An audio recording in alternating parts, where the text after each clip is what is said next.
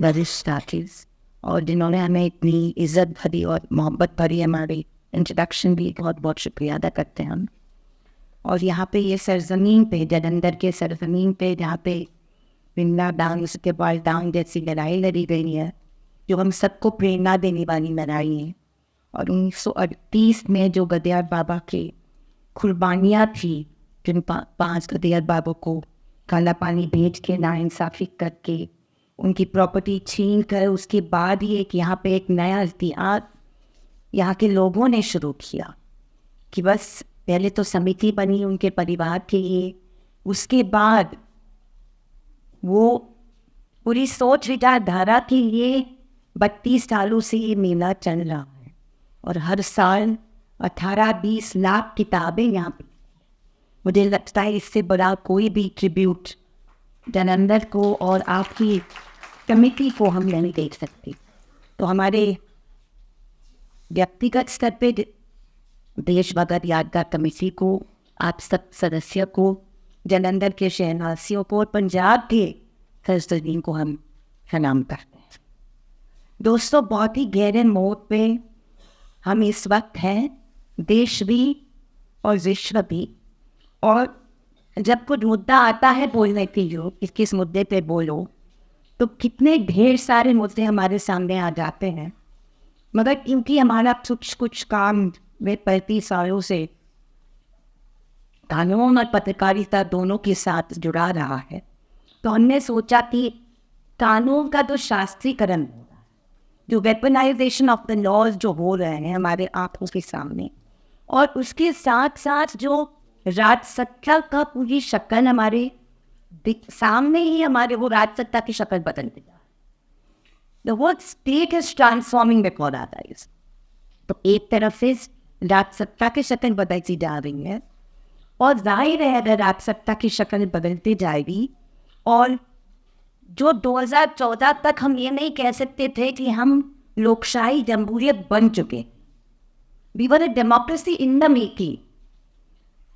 आज़ादी की लड़ाई के बाद और इतनी बड़ी कुर्बानियाँ यहाँ पे दी गई है ये सरजमीन पे, हम क्या ये कह सकते हैं कि बस आज़ादी आ गई, संविधान आ गया और हम बन गए लोकशाही?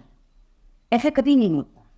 एक ढांचा बन गया, डॉक्टर बाबा साहब अम्बेडकर ने लिखा हुआ, दिया हुआ, कुर्बानी करके समझ के बनाया हुआ संविधान को हमने अपनाया,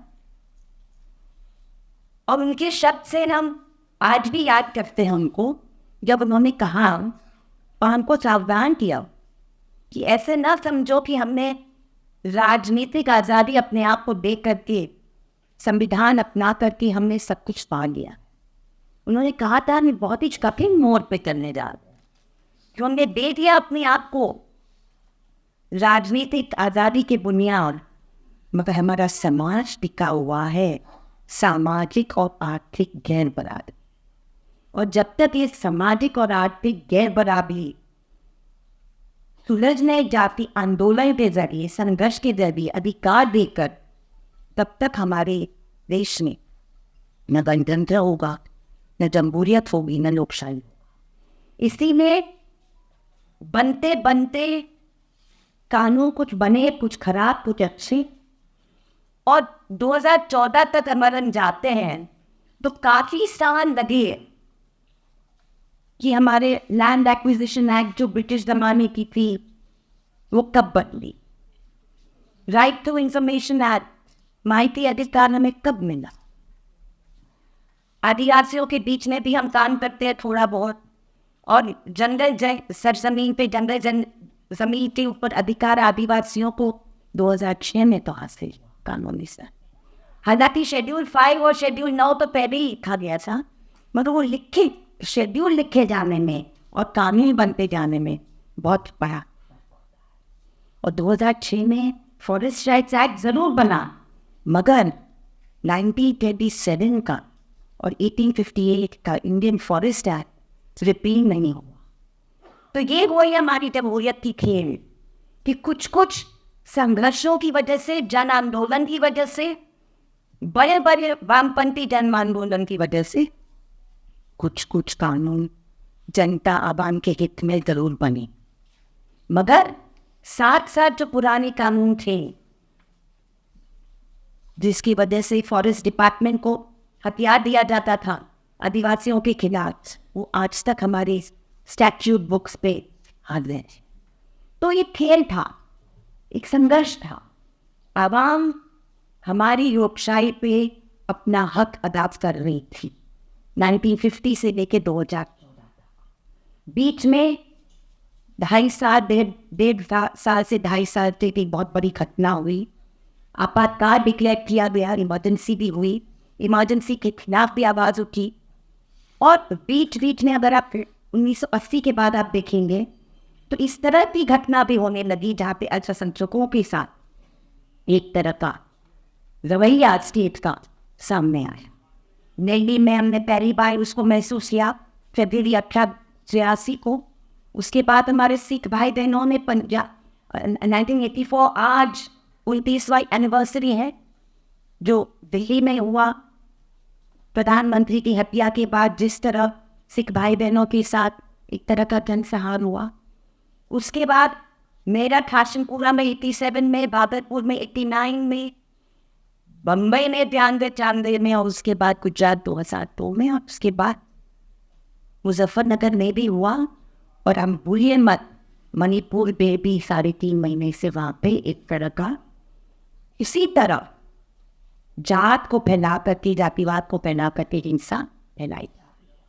और राजसत्ता का हाथ ये सब हादसों में, राजसत्ता का हाथ हमें ये थोड़ा सा दिखाई देता है कि राजसत्ता की जो नुमाइंदे हैं, लॉ इन्फोर्समेंट एजेंसीज हैं, वो ही किस तरह एक तरफापन करके अपना कानूनी फर्ज न अदा करके इस तरह के जहाँ सहार कहो, दंगा कहो, पोग्राम कहो होने दे। तो ये तो होते रहे हैं, मगर 2014 के बाद हमने एक तरह से देखा कि एक पूरी तरह से रिग्रेशन हम पा रहे हैं। पूरी तरह हम सक्सेसफुल तो नहीं रहे थे लोकशाही जमहूरियत बनाने में। और मैं अभी भी कहती हूँ, हर मन से कहती हूँ कि राजनीतिक पैदाइश हमारी तो 1977 में आपातकाल में हुई, जब पहला इलेक्शन बुलाया गया इंदिरा गांधी ने 1977 में। तो उस वक्त हम 16-17 साल की थी, और उस वक्त हमारे वालिद पिताजी ने कहा कि तुम्हारे 10वीं का एग्जाम भूल जाओ और बम्बई शहर से काम करो और करो कि ये कांग्रेस पार्टी को एक भी सीट नहीं मिलनी चाहिए। सो हमने वो भी किया और करेंगे। जहाँ पे भी हम तानाशाही सरकार पाएंगे वहाँ पे हम काम करेंगे। तो किसी की हिम्मत नहीं होनी चाहिए हमें कोई लेबल देने की। जहाँ पे ही हम तानाशाही या पार्टीवाद ताकतें पाएंगे उसके खिलाफ अधिकार से लड़ने का हक एक नागरिक की हैसियत रख के हम लड़ेंगे। तो 2014 के बाद हमने ये देखा कि एक तरह जो हमारे देश में निजीकरण जो 90-91 में शुरू हो गया, न्यू लिबरलाइजेशन कहते, पता नहीं किस तरह के लफ्ज भी इस्तेमाल होते हैं, न्यू इकोनॉमिक पॉलिसी कह दो या जो भी कह दो, एक तरह से वो ये आवाम की संपत्ति, पब्लिक सेक्टर की संपत्ति प्राइवेट सेक्टर को धीरे धीरे गवा कर देगा, वो धीरे धीरे शुरू हो चुका था।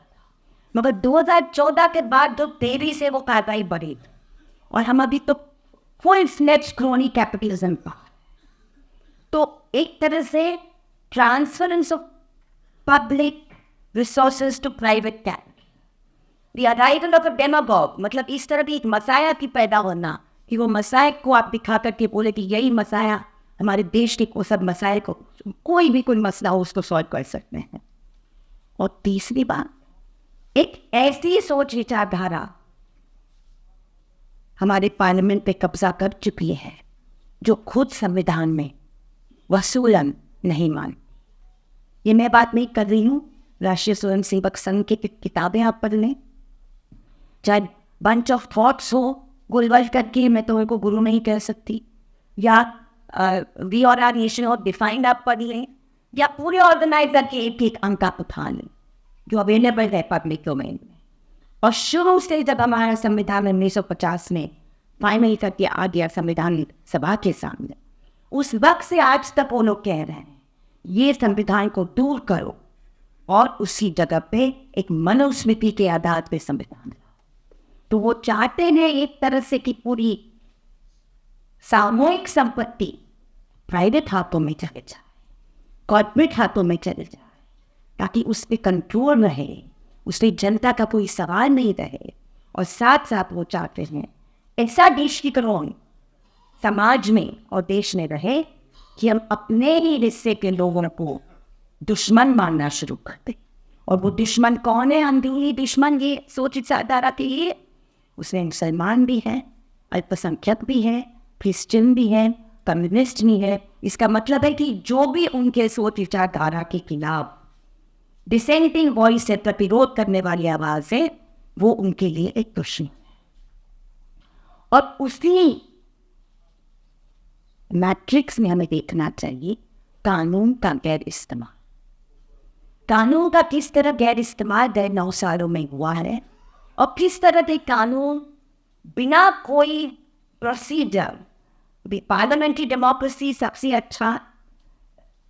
अच्छी मॉडल है कि नहीं, वो तो एक बहुत बड़ा डिबेट का सवाल है। ये वक्त नहीं है उसके लिए, मगर कम से कम पार्लियामेंट्री डेमोक्रेसी में कुछ ऐसी बातें रखी गई है जिससे संवाद हो, डिस्कशन हो, विपक्ष के साथ कुछ बातें हो, कुछ बिल्स हो वो मनी बिल के तहत ना पास हो, कम से कम joint parliamentary committee select committee को भेजे जाए, 6 घंटे 9 घंटे और 12 घंटे में पास नहीं किए जाए। जैसे आपने कृषि कानून को बिना कोई बहस, बिना कोई अमेंडमेंट कास्ट में किस तरह पास किया, वो भी कोविड महामारी के वक्त, जहाँ पे कोई कुछ बात नहीं कर सकते थे। और उसी जमाने में, उसी दिन में जब हमारे किसान भाई और बहनों दोनों सड़क पे आए और पंजाब ने बहुत बड़ी लीडरशिप दिखाया, तो डर ये आवाम का टूट गया उससे। और मैं मानती हूँ इससे हमें बहुत बड़ी एक सीख मिली कि कितनी भी अन्याय, कितनी भी तानाशाही, कितनी भी फांसीबाज सरकार हो, अगर जनता आवाम आवाज़ उठाना चाहे और अपना डर बाजू रखे और अहिंसक तौर पे अगर अपने आप को संगठित करे, तो कहीं ना कहीं हम लोग आज भी सफलता पा सकते हैं। यूएपीए से हमें शुरू करना पड़ेगा। और यूएपीए की बड़ी अनोखी कहानी है। कहते कहते दोस्त भी दुश्मन बन जाते हैं और कहना पड़ता है, क्योंकि शुरुआत करनी पड़ेगी हमको 2001-2002 से, जब पोटो लागू हुआ।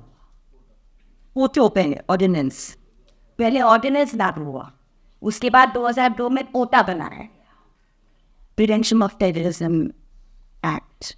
उसके पहले हमारा तारा भी था, वो भी एक कहानी है। मीसा भी था, डिटेंशन लॉ। और तारा की भी एक बहुत बड़ी लंबी कहानी है, क्योंकि उसकी कैसे गैर इस्तेमाल इमरजेंसी में हुई। उसके बाद आतंकवाद के खिलाफ कभी ना इस्तेमाल होते हुए जनता के प्रतिरोध के खिलाफ कैसे तारा का इस्तेमाल हुआ, इसके भी आंकड़े हैं हमारे पास।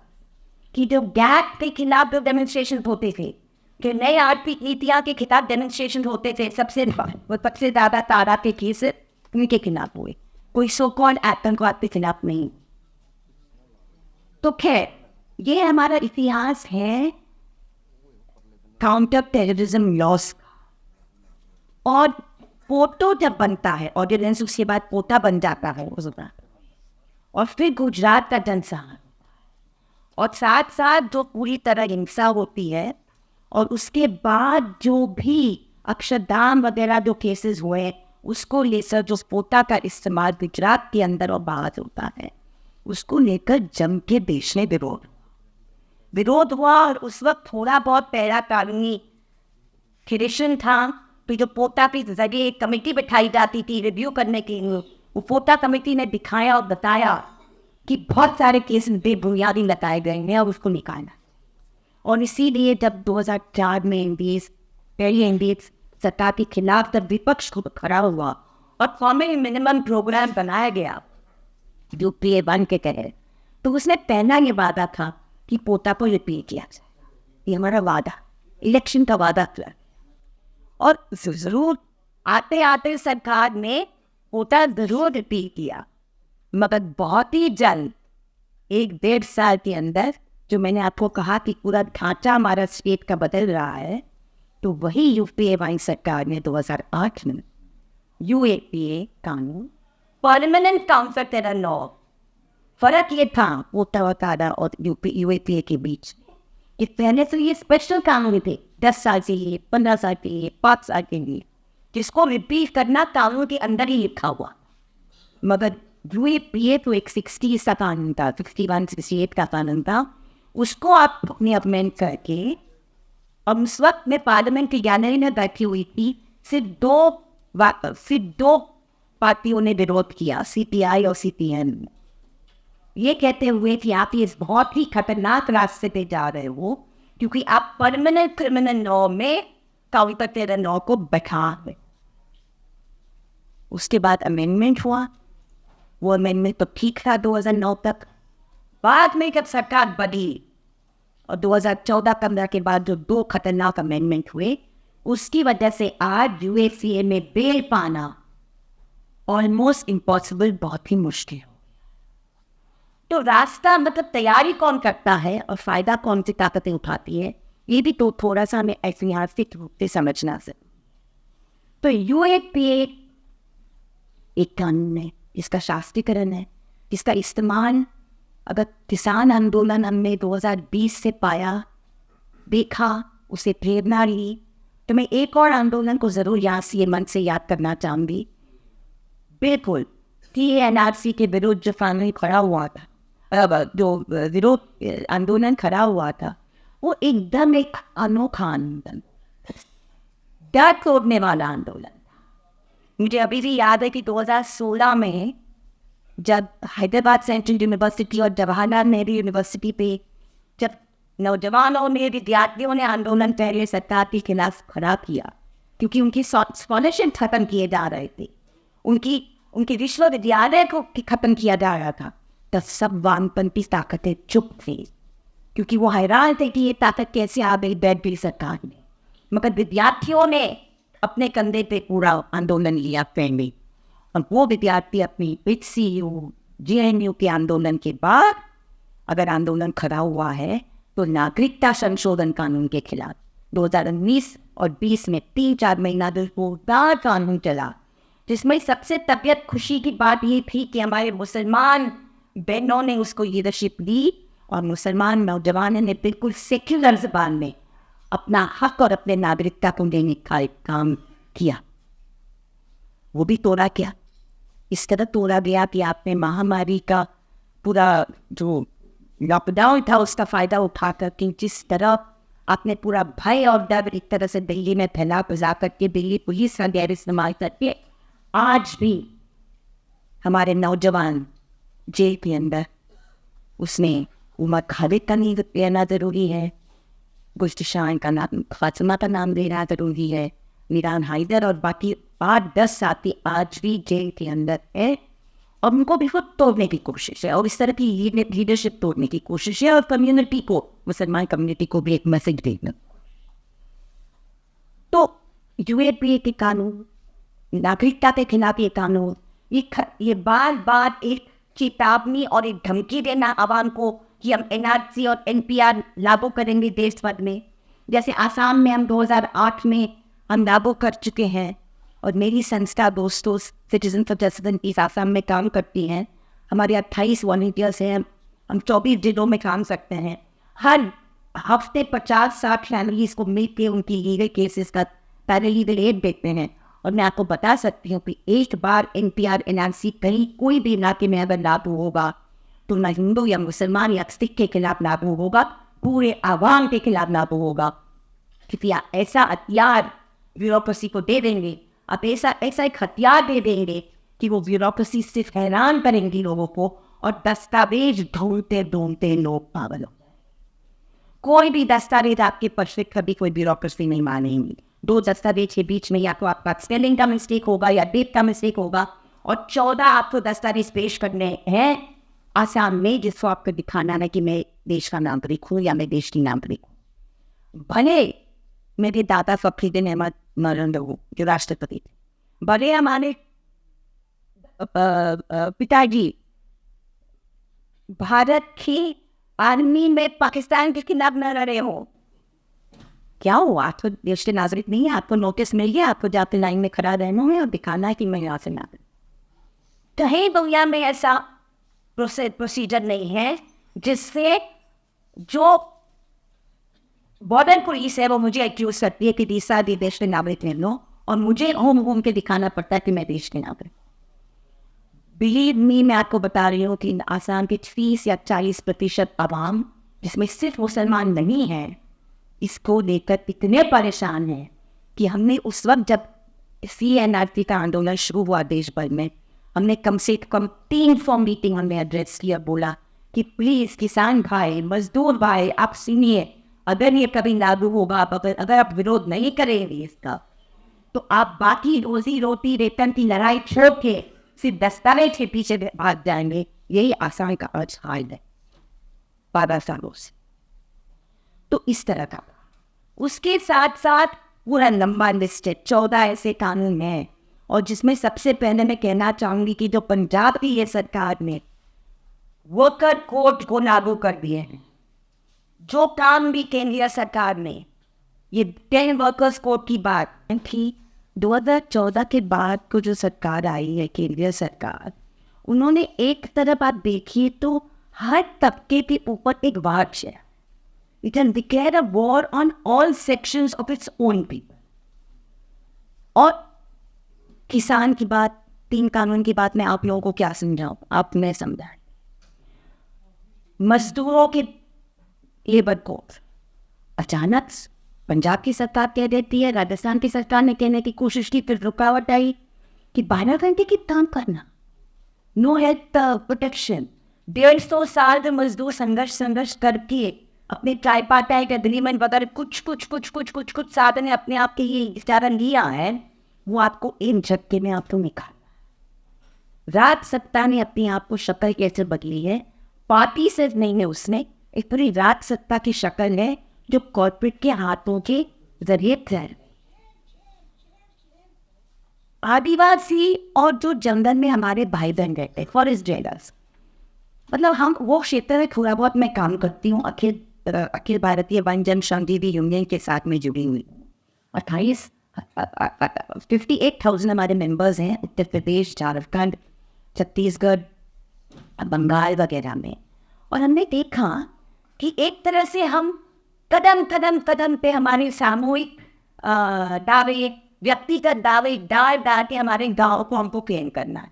जो हमारे अधिकार हमने 2006 के कानून में हमें दिया है, फॉरेस्ट राइट्स एक्ट में दिया है कि आपको जाके पहले आपको रजिस्टर निकालना है, जो ब्रिटिश ज़माने का निकालना है, 6 पीढ़ी का 5 पीढ़ी का दिखाना है कि यहाँ पे हमारी आदिवासी ट्राइब थे वगैरह वगैरह वगैरह।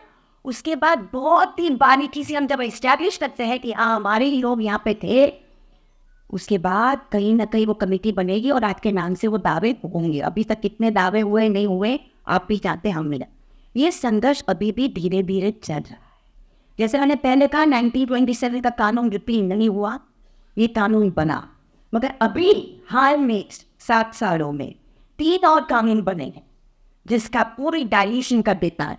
Forest rights act, mining act, waterways act, highways act, और फाइनली आपका एनवायरनमेंट इम्पैक्ट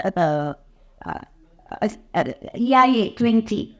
तीनों में पूरी जो पॉलिसी, जो नीतियाँ बनी थी गए 20-25 सालों संघर्ष की वजह से, पर्यावरण को देखकर भी और आदिवासी अधिकार को देखकर दोनों तरफ से पीछे हटने का काम और कॉर्पोरेट लोग के लिए पूरा रास्ता खोलने का काम किया। अभी कोई स्क्रूटिनी नहीं होगी। हमारा बम्बई शहर जो थोड़ा बहुत पहले कहता था अपने आप को कि दिल्ली के मुकाबले में हम पर्यावरण के जिसमें पक्षा है, गए 2.5 साल से हम बहुत पीछे चले गए, क्योंकि पूरी कंस्ट्रक्शन लॉबी को घेर लिया है शहर में। सिवा कंस्ट्रक्शन और बिल्डर की लॉबी शहर में कोई काम नहीं चल, और इसीलिए ये तबके के खिलाफ। उसके साथ साथ अभी गए session, monsoon session of parliament, ये स्पेशल सेशन में तो वो सिर्फ विमेन्स रिजर्वेशन का तमाशा हुआ। वो तो सब जानते हैं कि वो कब लागू होगा, नहीं लागू होगा। हम चाहते हैं वो लागू हो, मगर कब होगा 10 साल के बाद। मगर अभी तो अपने मॉनसून सेशन हुआ, उसमें 18 कानून पास करने का काम, वो भी 2 दिन के अंदर, 3 दिन के अंदर। एक तो प्रेस रजिस्ट्रेशन बिल, दूसरे ऐसे अच्छा कानून जिससे आप पुलिस को पूरा अधिकार देते हैं कि प्रेस के दफ्तर में जाके आप पूरा सर्च कर सकते हैं बिना वारंट का। तो ये इस तरह की कानून की जो पूरा एक वेपनाइजेशन शुरू हुआ है, और सबसे ज़्यादा इसका पूरा निचोड़ वो जो नया हमारा, क्या उसको नाम भी लेना थोड़ा सा, भारतीय न्याय संहिता बिल जो अभी टेबल हो चुका है, और अभी धमकियां हमें दे रहे हैं गृह मंत्री कि वो जल्दी से जल्दी पास हो जाए। भले ऐसा ना हो कि सबने उसके खिलाफ कुछ ना कुछ ये किया। सबसे पहले सेडिशन 124A 150 सेक्शन आप पढ़ लीजिए, उसमें तो सेडिशन वापस डाल दिया है उन्होंने, और सुप्रीम कोर्ट को बिना हिचक के कह रहे हैं सोलिसिटर जनरल कि हमने सेडिशन को हटा दिया। मतलब जो इतनी ओपनली बोलने वाली सरकार, परसों आज मुझे लगता है, मैंने देखा नहीं, मगर वो इलेक्टोरल बॉन्ड्स को लेकर आज शायद आर्ग्यूमेंट शुरू हो गए कोर्ट में, मगर परसों एडवोकेट जनरल के अटॉर्नी जनरल कैथ ने बताया कि राइट टू नो, कोई भी आवाम जनता को कोई जानने का अधिकार नहीं है कि पॉलिटिकल पार्टीज कहाँ से पैसे लेते हैं। दोस्तों, ये लोकशाही है या तानाशाही है या राजशाही? मतलब पार्टी हमारे किस बल पे चल रही है वो जानने का अधिकार ना आपको या हमारा है, ये सरकार है। और ये 1919 में जब जलियांवाला बाग का जिक्र हुआ, जलियांवाला बाग के पहले जो पूरा आंदोलन पंजाब में छिड़ा गया था 20-25 सालों से, मगर गए उसके पहले 5 सालों से, वो तो क्रिमिनल लॉ अमेंडमेंट बिल के खिलाफ इतना तगड़ा आंदोलन पंजाब की जनता आवाम ने छेड़ा था, जिसमें हर समुदाय शामिल थे। और वही क्रिमिनल लॉ अमेंडमेंट का लेगेसी आपने यूएपीए में दे दिया। वही प्रोविजंस यूएपीए में वापस आज लागू। यूएपीए जो लाए गए 2004-8 में, और उसके बाद अमेंडमेंट्स में आपके 14 और 18 और 19। तो कानून ऐसे कहा जाता है कि जब राजसत्ता आवाम की होती है, जब सरकार आवाम के जन आंदोलन की सरकारें बनती है, तभी आप न्यायपालिका और कानून से उम्मीद रख सकते हैं। जब राजसत्ता और सरकारें तानाशाही बनती है, तो कानून भी एक हथियार वही सरकारों के हाथ में बन सकता है। और यही हाल हम देख रहे हैं। अगर आप BNS भारतीय न्याय संहिता का पूरा स्टडी करेंगे तो बहुत ही आश्चर्य इसके होता है कि अहिंसक पीसफुल प्रोटेस्ट को भी क्रिमिनलाइज करने की कोशिश की।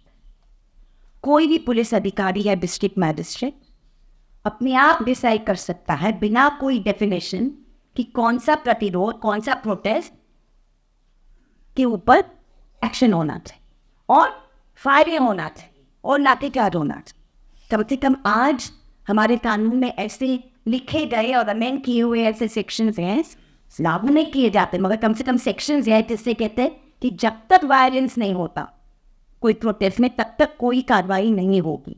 अभी वो पाबंदी निकाली गई है। साथ साथ पुलिस को अधिकार दिया गया है बिना वारंट की सर्च करने का। अगर उनको लगता है कि कोई गलत एक्टिविटीज हो रही है कोई भी जगह पे, तो वो सीज कर सकते हैं सामान बिना वारंट। तो आपकी वैसे भी वारंट कैसे निकलते थे, कैसे नहीं निकलते थे हमें पता है, मगर अभी वो भी थोड़ी बहुत पाबंदी निकाली गई। अगर आप क्लॉज 111(1) को देखेंगे नए वाले कानून में जो आने वाला है, तो उसमें यूएपीए का पूरा डेफिनेशन को और खतरनाक बना करके डाला गया है कि कौन सी चीज़ों पे के ऊपर निगरानी रखी जा सकती है। कोई भी टेरर एक्ट के डेफिनेशन के लिए वायलेंट होना ज़रूरी नहीं। और अभी सुप्रीम कोर्ट की जजमेंट पे जजमेंट लिखते हैं कि अगर वायलेंस नहीं है तो आप उसको टेरर एक्टिविटी नहीं मान सकते। अभी उसको पलटने का काम ये कानून करेगा। ऐसे 12 चीज़ें हैं दोस्तों ये कानून में। समय थोड़ा सा कम है, इसीलिए जल्दी मैं बताऊंगी, मगर कुल मिलाने में कि कोई भी पॉलिटिकल ऑपोजिशन और डिसिडेंट के खिलाफ अलग अलग फास्टिंग, अगर आप फास्ट भी जाते हैं, जैसे गांधी गए थे या कई लोग जाते हैं, आज भी हमारे बस्तर में मैंने सुना है कि काफ़ी हंगर फास्ट चल रहे हैं आदिवासी इलाकों में. Fasting has been criminalised in the new law कि आप फास्ट करके प्रोटेस्ट नहीं कर सकते. मतलब मैं समझ नहीं सकती, जब मैं हर बार इसको पढ़ती हूँ ना तो कुछ नया सोचता है. तो अभी भी हमारी तीसरी या चौथी बार मैंने पूरा पढ़ा है, थोड़ा मुश्किल है पढ़ना, मगर पढ़ते पढ़ते फिर संघ परिवार को कैसे प्रोटेक्ट किया गया. संघ परिवार को इस तरह प्रोटेक्ट किया है कि जब ये कहा गया है कि टेररिज्म में कोई भी अगर एक्टिविटी कॉन्स्टिट्यूशन के खिलाफ है तो उसको भी टेरर एक्ट माना जा सकता है. कॉन्स्टिट्यूशन शब्द ही निकाला. तो मतलब हमको पता है, आपको पता है कि कौन सी ताकतें ये देश ने हमारे संविधान में नहीं मानती है. तो उनको वो अगर कुछ करते हैं तो उनको इनका एक्ट टेरर एक्ट ही नहीं माना जाएगा, अगर वो हिंसक एक्ट करते हैं तो भी. तो इस तरह असेंटी ऑफ पर्सन्स, पुलिस कस्टडी को मैक्सिमाइज किया गया है. तो अब तो आपने पढ़ा ही होगा कि पहले वो इससे था कि आपको कुल मिला के पुलिस कस्टडी अगर हो जाती है वो साथ में गिनना पड़ता है. And you can not be sent back to police custody except without a second remand. अभी वो लोग बोले किश्ते में भी पुलिस कस्टडी हो सकती और टोटल कमिटी इतने दिन भी बढ़ाए गए. तो जुडिशियल कस्टडी में भेजने के बाद भी आपको वापस पुलिस कस्टडी दें बिना सेकेंड रिमांड के दिया जा सकता. तो इससे बहुत सारी चीज़ें लाई गई है नए वाले कानून में, जिससे बहुत सारी पुलिस का तो बहुत फोर्सिंग यू टू बायोमेट्रिक्स, मतलब आपकी बायोमेट्रिक्स ये कि मतलब बिना कोई कानूनी प्रोसीजर, बिना कोई जुडिशियल प्रोसीजर के आप तक बायोमेट्रिक लेने का काम किया जाता है. तो कुल मिलाकर के ये जो BNS है, भारतीय न्यायिक संहिता जो कानून लाया गया है, वो तो सब बाकी सब कानून का माँ बाप हो जाएगा. क्योंकि जुडिशरी को के ऊपर भी एग्जीक्यूटिव का प्रेशर ये कानून में लिखा है कि अगर कोई जुडिशियल एक्शन पे अगर एग्जीक्यूटिव सरकार को लगता है कि वो जुडिशियल एक्शन फेयर नहीं था और फेयर था कोई, तो वो जुडिशियल एक्शन को भी खराब ठहराया जा सकता है. मतलब it is dangerous eight many levels. एक तरह से ऑपोजिशन के खिलाफ जिस तरह का वेपनाइज हुआ है, पुलिस को पावर देना, रूलिंग सरकार को पावर देना, और साथ साथ political protest, opposition protest, peaceful protest, जनता के प्रोटेस्ट के खिलाफ अलग अलग हथियार शामिल करना. सिर्फ एक नाम के लिए आपको दिखाना है कि एक ब्राह्मणाइज नाम देखकर आप कह रहे हैं कि ये डीकोलोनियल, हमने डीकोलोनाइज किया है कानून को. अगर आप सही ढंग में देखें तो it's D bringing up of the worst kind of colonial provisions and what. तो इसीलिए मैं यहाँ पे हमारे वकील भाई बहन भी बैठे हैं, उनको मैं विनती करती हूँ कि प्लीज़ इसको स्टडी करें और इसके खिलाफ भी हमें एक विरोध खड़ा करना पड़ेगा. बार एसोसिएशन में खड़ा करना पड़ेगा. मुझे याद है अभी भी कि जब आपातकाल के ज़माने से मैं बहुत छोटी थी तब, मगर सारे भारत और छोटे और बड़े शहरों के बार एसोसिएशन ने जब वो जजमेंट आया था ADM जगदल, उसके खिलाफ बहुत बड़ी आवाज़ उठानी. आज मैं अगर देखती हूँ, अफसोस की बात है कि हमारे बार एसोसिएशन खामोश. और मुझे अभी भी याद है, मैंने काफ़ी जूरिस्ट की किताबें पढ़ी हैं कि if there is a supine and a servile bar, then you will have a supine and a servile judiciary. You cannot expect a strong and independent judiciary if there is a servile and a supine bar. तो मैं विनती करती हूँ जो अपने आप में अपने वकील कहते हैं, जो एडवोकेट्स हैं, उनको भी जैसे हमारे राष्ट्रीय आंदोलन में आखिरी तबके में कम से कम वकील शामिल हुए.